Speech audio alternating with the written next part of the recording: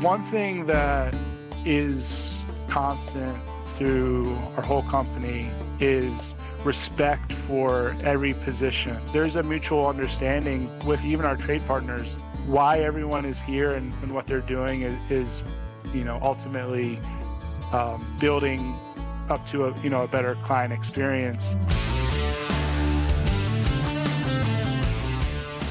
Welcome to the Fine Homebuilding Pro Talk podcast, our regular discussion with building industry professionals.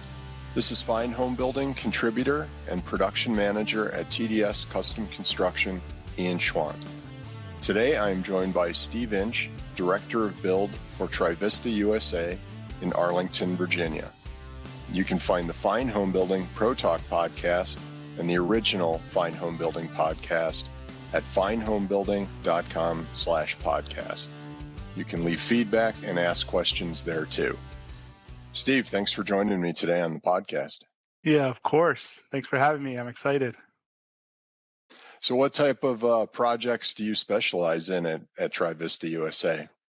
Well, so Arlington is really a great place to be a builder, first of all. So we have a lot of homes in the area that were built, 40s, 50s, older homes. Plumbing's basically falling apart. There's a good housing stock.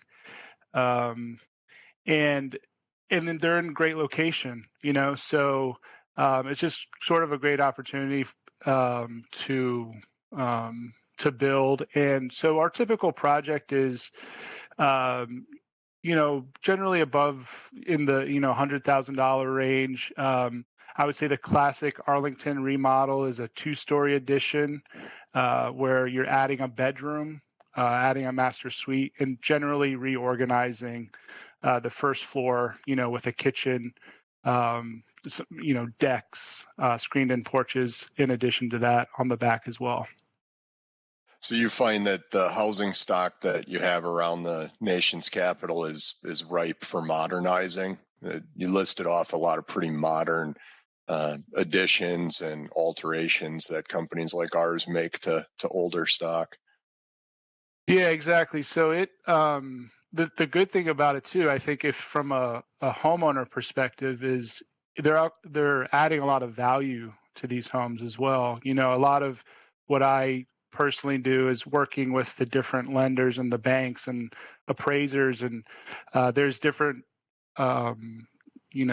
situations where people can get appraisals on future value of their homes, and so I'm talking with them and talk to those appraisers about what are real estate agents and what are people looking for, which is square footage, added bedrooms, added bathrooms. So when they are doing their sort of comparisons to the neighborhood and they're thinking, okay, what would this house potentially be worth after TriVista's done helping me build it?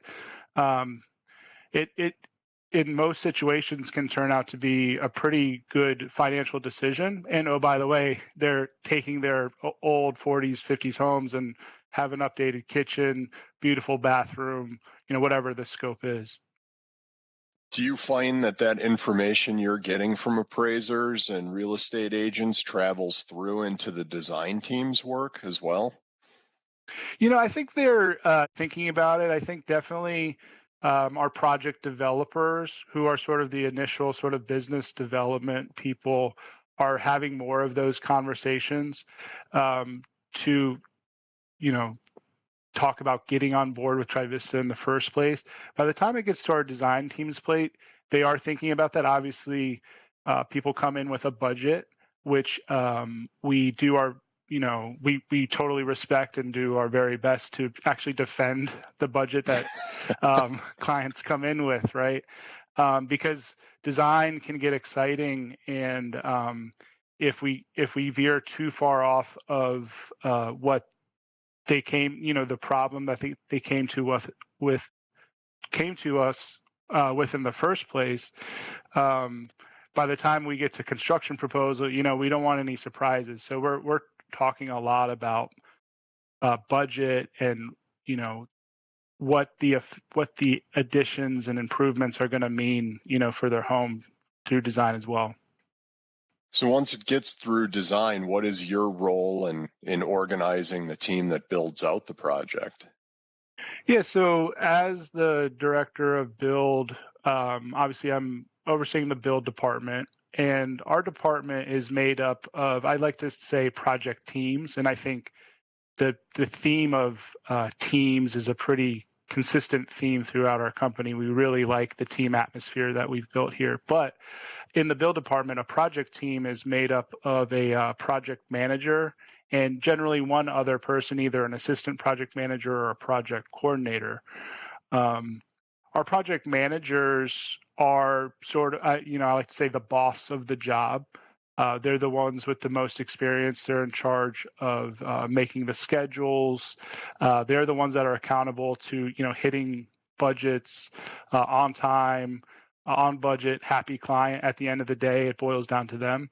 And that team member, whether it be an assistant PM or a project coordinator, is there for support, and there to help administratively. Examples would be taking minutes or taking notes during the weekly meetings that we hold during build. They're making sure spec sheets are on the job site when needed, that all, the rough-ins for the plumbing parts and all of that are in order.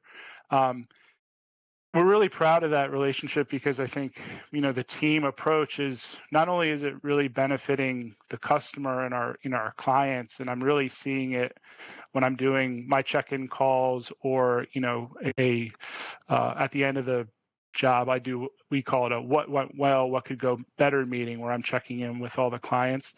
Pretty much every single client over the past year has said, it was really great to have, Boyd was on top of our schedule, and, Latanya was reading us, and she knew when we needed to talk more about a specific thing. So the strengths of those team members are really, utilized. So it's good for the client, but then also good for personal growth too. Like I mentioned, the project coordinator, it's an opportunity for people that are newer to the industry to come on and maybe not necessarily, sink or swim, go project manage 3 or 4 jobs. They have an opportunity to learn and kind of, build that experience up. Getting to know you through our Remodelers Advantage group that we're both in as production managers, whatever title you end up with. But it's been interesting to see how you organize your teams. It's much more reminiscent of what I saw when I was in commercial construction. Where did that organizational format that you guys use come from? Is that something that you had to work toward through trial and error? Yeah, it's actually the thinking about how where it originated is it was pretty organic. I got hired back on. I too dabbled in commercial construction for a couple months. I was with TriVista and thought, hey, let me go try commercial construction out. And I went there and quickly realized it did not match up with what my skill set is. So I called Michael, who's the owner of the company, and I said, hey man, I miss you guys. And he was like, oh, that's nice. We miss you too. And I said, no, I really miss you. I want my job back. And, we had a good laugh. But when I got hired back on, where I had been a PM previously, the decision at the time was to bring me back on as a project coordinator. And this was the first time that title had existed in our company. So it was really, awesome to basically write my own job description at the time. And the way I approached it then was, where are we falling short? What's falling between the cracks? What are the things that the project managers currently either don't like doing or would be really happy to hear, hey, someone's going to help me with that? And that's how I built it, and it has really evolved, I think, organically. What started off as, Steve tasks are now, TriVista processes, which it's kind of funny to be like, wow, you kind of look back and realize, wow, we've done a lot of work and come a long way. So I would say, that process of developing that team atmosphere was very organic. That's really interesting, and it's a model that, as our remodeling industry matures and gets away from the maybe two guys in a truck just designing stuff on a piece of printer paper for a client and going ahead and building it. I think that that's a really good model that works for scaling companies like ours. So when you work with the design team, how far back in that design process does your involvement reach? Are you introduced to the client at a concept meeting, or when they kind of nail down the budget for what they want to do? Yeah, so for the build department and in my role specifically, there's a process we have very early on in our design phase, which we call the charrette. Basically, the charrette means it's the French word for cart, and basically it's a collaborative effort of literally everyone in our company will sit down and do a very, I would say, very schematic sketch of what we think the solution to this project should be, and then ultimately all of those ideas are brought to the lead architect, and he or she then decides, okay, I like that idea, and kind of uses it for inspiration. So that's super early on, but then it goes into design land for a little while, and one of the first meetings that we have internally to get a project team introduced to a specific job, we call our request for proposal meeting. So I have assigned a project team at that point, based on our schedules and bandwidth and who, proximity to other projects and that kind of thing. That's basically the design team introducing the project to the build team to say, hey, generally here's what it is.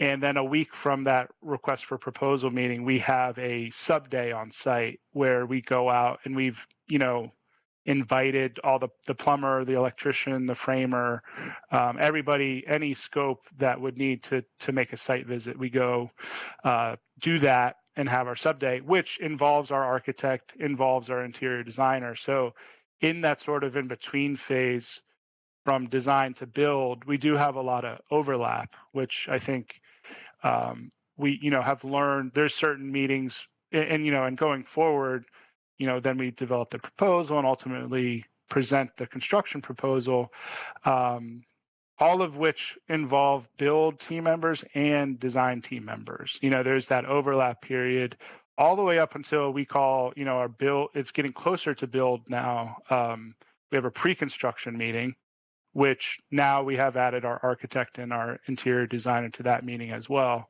After that pre-construction meeting, it's really officially, and that's, right, we literally will tell the client, or the project manager says, from this point going forward, I am your point of contact. So if you need anybody, if you need design team, you go through me. And that sort of completes that overlap, that pre-construction phase, and then, we're officially in build. It's an interesting comment about the project manager becoming the point of contact for the client. I've found that sometimes the clients get pretty confused through that process of who they're talking to and who their point person is. So are there other touches along the way where that client gets handed off from team member to team member? Yeah, so there's the initial phase where, TriVista's built, working with TriVista comes in 3 different phases. The first phase is schematic design, and then there's a decision to move forward into design build. And then obviously, ultimately, the third phase is moving into the build phase. So to get into schematic design, they've been dealing with our project developers, and they're, informing potential clients at that time about our process and what is the schematic design phase and what do I get at the end of it, which is 3 projects or 3 schematic designs priced and, budgeted, and also with duration schedules associated with them.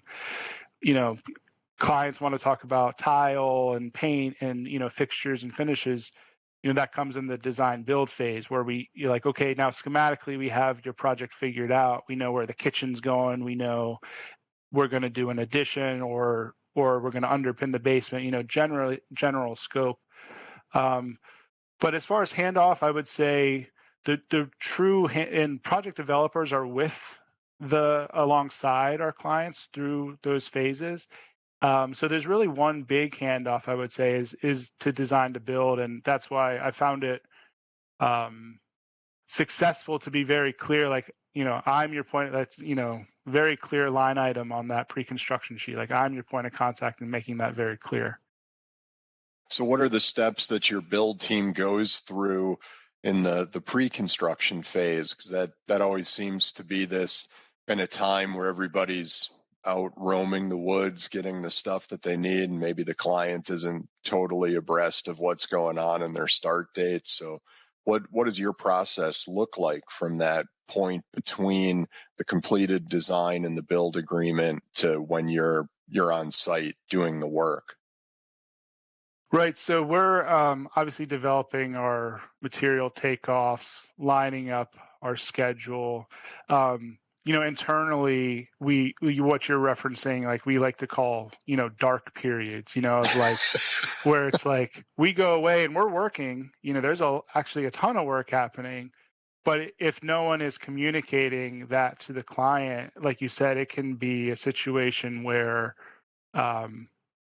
they feel left in the dark, and we do our best to make sure that doesn't happen. So actually, one of my personal main roles with the company is during that pre-construction phase. I'm, in constant, contact with them, letting them know what's going on.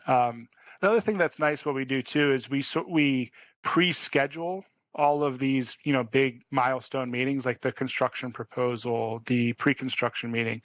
So there's really always something to look forward to for the client. There's never a point where, okay, we made the decision, what's next, because we've already laid all of that groundwork out. Those become schedule items that you have to hit as well, right, as a team? Absolutely. Yeah, exactly. Yeah, that's a good point, right? So we do that with the client, and then internally it holds us accountable. If I'm the one presenting that construction proposal, I know that I have to have all of the bids and material takeoffs and cabinets done, about a week or so before that. So I have time to, develop, what that final proposal is going to look like, and ultimately send it to the client a couple of days in advance. So yeah, exactly. It's a perfect way to hold us accountable internally. So most of your work is in Arlington and around Washington, D.C., right? Yeah, I would say we like to joke. It's about 5 zip codes in Arlington. It's densely populated here. There's, like I said, the housing stock is strong. We deal with, I feel like, a lot of young families that are looking to set their roots, in a really great area that's in proximity to obviously the nation's capital, but just a really great area to live.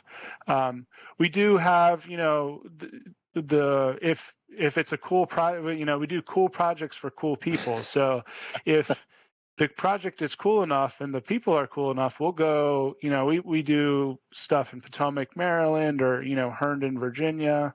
But yeah, I would say about 90% of our work is, in 5 zip codes right here in Arlington. Are there any specific challenges to working in a densely populated area like that? And where are you sourcing your labor? And logistically, it can't be straightforward getting those job sites set up. Yeah, I think when you say that, what comes to mind is the number of different municipalities in the area, and where we are all day, every day dealing with Arlington County, and we know most of the officials by first name at this point, and if there's something in our permit system that comes up, we have a contact person, we know who to call, and you can, very familiar with getting things done in Arlington. Now, going to DC, it's a little bit, of a different story. It's I would say a little bit more red tape involved. You have third-party inspectors in DC. So just kind of navigating the different municipalities, I think, is one of the things that comes to mind. Then Montgomery County versus Fairfax County, and the different, the different municipalities too will focus on different items on your permit, your applications. Yep. And the good thing though is we've done it enough times now, and I've been in this role and with the company now for going on 6 years, that we can forecast what those things are. Like, I know that DCRA wants to see things a certain way, and I know that we need to use third-party inspectors. So that's going to be already planned on. That's going to be in the budget. And oh, by the way, we're talking about it a lot with the clients too. So the expectation is there. We know how long permits are taking, depending on the different municipality, and depending obviously on the scope. Doing a pop-top 3-level reorganization versus an interior, kitchen remodel, we can plan our construction start dates based on knowing exactly how long those are. So that's what really comes to mind. I feel like labor-wise, we're in a good situation. We have a lot of really great trade partners that we can depend on and are willing to go to DC, are willing to go to Herndon. And, in Arlington here, we can hop in our truck and be to 4 or 5 different job sites within 15 minutes. So that is, that's a luxury for sure. Yeah, that's really helpful when everything is pretty local to your office, and you don't have to go driving 2 hours to get to a job if you have a site meeting or something that you have to check out. It is a luxury a lot of big city contractors I don't think have.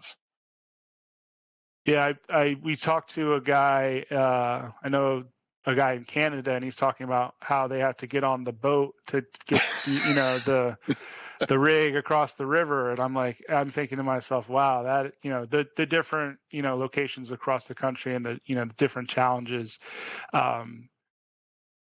It's interesting to hear how different people are, handle that. So you started your professional career in a completely different industry. Can you tell us a little bit about your background and how you came to this role? Yeah, sure. So I grew up in the area in Vienna, which is, 20 minutes from where I'm sitting right now. And I'm a big sport guy, baseball, basketball, football.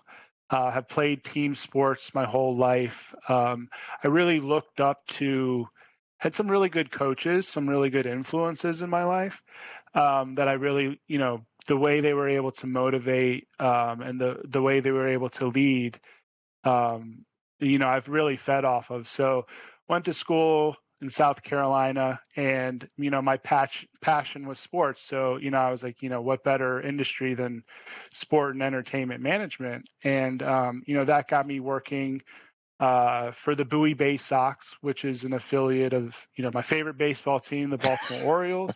And, did that. And, as life goes, different opportunities present themselves. And, eventually I would say one of my breaks was my wife's uncle. So is that uncle-in-law, I guess? He owns a company that does wood restoration up in Baltimore. And that was my first introduction to the industry, I would say. He taught me about estimating labor costs. And, I was a project manager there, but it also involved, I would say sales and marketing even, and seeing projects all the way through. So things like, I learned quickly how long it takes to, prep a conference room to spray, finish on site. And the answer is a long time. It actually takes longer to prep that than it does to actually do the work. So those type of like ancillary skills and, like I said, estimating labor time and costs was sort of my first introduction.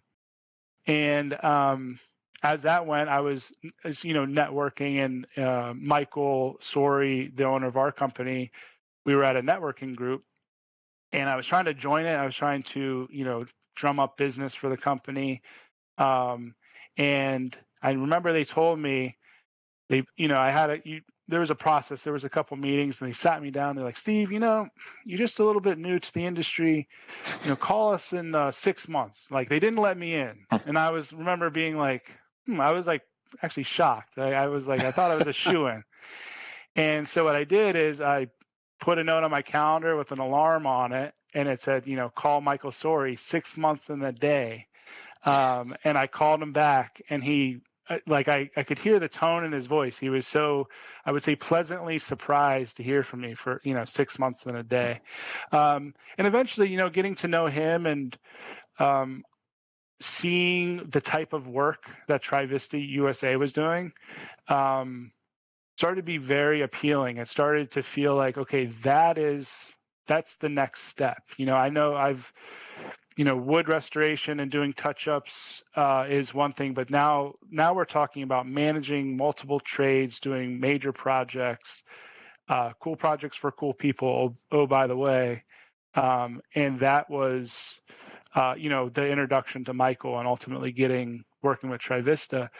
And I'm looking back. I mean, I think one of the things I mentioned, the team sort of theme, carrying that into my style of, I guess, management or leadership is, we have a lot of buy-in, and one thing that we have, or we don't have at TriVista, I should say, is pride. Like, I don't pretend to be, someone that I'm not. Everyone sort of understands that there's different positions on this team, and everyone's here for a different reason, and we feed off of each other. And as a conglomerate, as a team, we ultimately produce, these really, really awesome projects. I think it's a great background, and I've always thought construction and our remodeling industry in general gives a great opportunity to people to come from different backgrounds and different places in life. And I think it's interesting when I listen to you talk about your career, some of the other people that I've had on here, independently, you wouldn't think that working for the Bowie Bay Sox would lead to where you are now. But when you hear somebody tell their story like that, you can start to connect all the dots pretty easily. And I think it's a great thing that our industry offers people. Right. And I think at the end of the day, too, what all of that boils down to, or one of the things that it boils down to, is client relations and customer service. I look back on everything that I've done, and I've had contact with whoever the customer is in some way, shape, or form. Now, the stakes have been getting higher and higher. If you look at, I used to do door-to-door canvassing for a window and siding company, and where I wasn't even the salesman. I was just trying to set the salesman up. But the stakes have been getting higher and higher. But the theme of customer service and being a good, defending the customer and building that trust has been building on itself to kind of lead to where I am today. How do you find managing construction professionals who likely have never done anything but swing a hammer or be a plumber? How do they take your different background, and are you able to bring those customer service things to also directing your team in the field? Absolutely. I mean, one thing that is constant through our whole company is respect for every position, any role that's being played. They know how much I respect the work they're doing, and I show that in a lot of different ways, and they respect the role that I'm playing, and we have there's a mutual understanding. I think throughout the company and with even our trade partners, that why everyone is here and what they're doing is ultimately building up to a better client experience. And, that's something that doesn't happen overnight too. I would say that there's opportunity for me to show that, or for that to be built. I didn't just show up and that happened. I'm out there, we're prep, like, I mentioned prepping a room, protecting with plastic and stuff like that. I'm making sure that we're doing that right. I'm showing guys how I would do that. We're there for, we're cleaning up. And yeah, that's a respect that's been built over a number of years. And, I like to say, like, there's guys that I'm thinking about that I would, trust my kids with, and I think the same is true, the opposite way. So on the topic of team building, Baltimore sports teams or DC sports teams, you've got a lot of them. Do you lean one way, or do you root for multiple teams in the same league? Well, so we'll take that answer sport by sport. So I've been a Washington football fan through and through my whole life. I mean, they've been here, obviously, my whole life. So whatever they're choosing to call themselves, I've been a Washington football team since day one. Now, baseball is a little bit of a different story, right? Because the Nationals didn't come around until, I think it was 2001 or so. And in 2001, I had been around for a little while. I was already playing baseball. I was already following baseball. Baseball, I would say, growing up was my number one sport. So the team growing up was the Orioles. That was the closest team.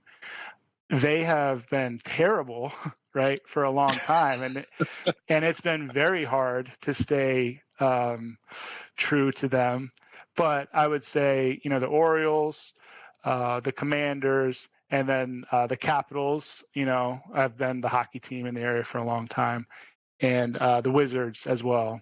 But, so the Nationals are closer now, so it's a little bit more convenient to, take my son to a game there instead of driving to Baltimore, which is, depending on traffic, can be an hour and a half away.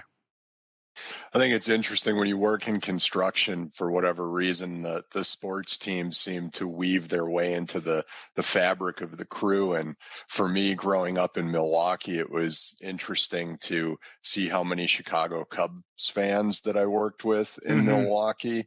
And, thinking back, Milwaukee didn't have a team for much of the 60s and part of the 70s, I believe. So a lot of people could turn on WGN and find the Cubs, so they became Cubs fans. And right. I worked for a lot of companies that would have big outings during the Cubs Brewers games, which was always fun to go to and trash talk some of your coworkers. Do you guys ever do anything like that centered around using the sports teams as a way to get the team together? Yeah, we I was somewhere recently and a guy was doing a presentation about how they did a company outing at a sporting event, and I was like, wow, that looks like a lot of fun. So we haven't done that yet, but I think that would be something that, being as team centered and sport centered that my background is, I'd like to probably get an outing like that up and running. Steve, it's been great having you on. Is there anything else you want to tell the podcast audience before we go? No, I'd just say, thanks for having me, and it's been fun talking, and happy holidays to everybody, and everyone have a great, productive 2023. That's great. Unfortunately, that's all the time we have for today. Thanks for joining us, and thank you all for listening. Please remember to send us your comments, questions, and suggestions to fhbpodcast@taunton.com. And please like, comment, or review us wherever you're listening. It helps other folks find our podcast. Stay safe, everybody, and thanks again for listening.